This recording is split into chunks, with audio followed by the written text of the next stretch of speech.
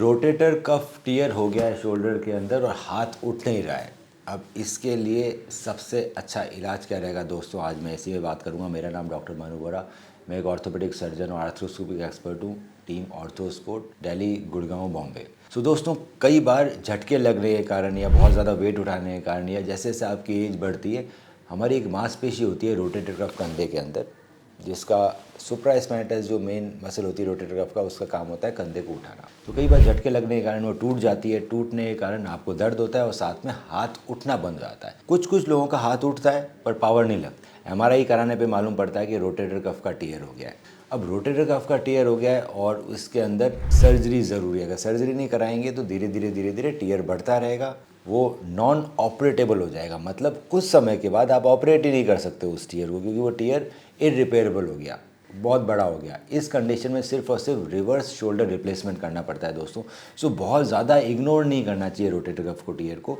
अगर छोटा टियर है तो छोटी दूरबीन सर्जरी से रिपेयर हो जाता है और आप बिल्कुल ठीक हो जाते हैं। अगर आप उसे इग्नोर करोगे तो वो बढ़ता रहेगा, टियर बढ़ता रहेगा, रोटेटर कफ पूरा फट जाएगा। आपका जो हाथ की हड्डी है ह्यूमरस, वो ओवरराइड करेगी, क्योंकि रोटेटर कफ उसकी छत की तरह भी रहता है। तो ऊपर उठेगा तो वो एक्रोमियन से टकराएगा और शोल्डर आर्थराइटिस हो जाएगी, जिससे शोल्डर जॉइंट खराब हो जाता है और रिवर्स रिप्लेसमेंट की ज़रूरत पड़ती है। आज हम बताएंगे कि आखिर सबसे एडवांस सर्जरी कैसे की जाती है और उसके बेटर रिजल्ट्स क्यों आते हैं। मैं रोटेटर कफ रिपेयर को हमेशा डबल रो रिपेयर करता हूँ, सिंगल रो रिपेयर नहीं करता, क्योंकि double row is more stronger than single row. इसके अंदर जो एडवांस एंकर्स आते हैं दोस्तों, तो आज हम बात करेंगे कि सर्जरी कैसे की जाती है। तो सबसे पहले मीडियल रो के अंदर 3 एंकर्स डालेंगे। ये जो एंकर्स है दोस्तों, ये ऑल फाइबर एंकर है, साथ में टेप है। अब टेप है, ये हमारे रोटेटर कफ को काटती नहीं है। इस तरह से हमने 3 एंकर डाल दिया। अब 2 से 3 एंकर हम लोग यूज़ करते हैं डिपेंडिंग अपॉन कितने बड़े टियर हैं।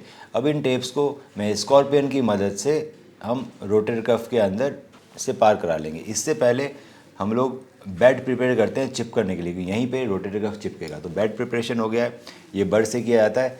इसके बाद टेप्स को स्कॉर्पियन की मदद से रोटेटर कफ के से पार करा लिया जाता है।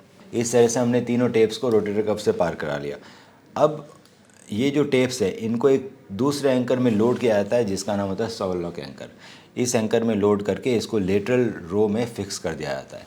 तो जैसे कि आप देख रहे हैं, ये सॉवलॉक एंकर लेटरल रो रिपेयर है। ये जनरली 2 लगाए जाते हैं और हम स्टेपलर की तरह इसको हमने रिपेयर कर दिया। यहाँ से एंकर लगा हुआ है, इधर टेप आई, टेप ने रोटेटर को पूरा दबाया और लेटरल रो के पास से अंदर चला गया। इसका मतलब ये है दोस्तों, डबल रो रिपेयर के अंदर आपका टेंडन टू बोन कांटेक्ट बहुत बड़ा मिलेगा। अगर कोई सर्जन सिंगल रो रिपेयर कर रहा है तो उसमें एक ही एंकर जाता है, एक एंकर से यहाँ पे गांठ लग जाती है। टेंडन टू बोन कांटेक्ट कम रहता है, तो ये ज़्यादा मजबूत है, ये ज़्यादा बड़ा चिपका है, तो इसके वापस फटने के चांसेस कम है। और अगर इससे भी आपको बेटर करना है, इसके ऊपर एक कोलेजन का पैच लग जाता है।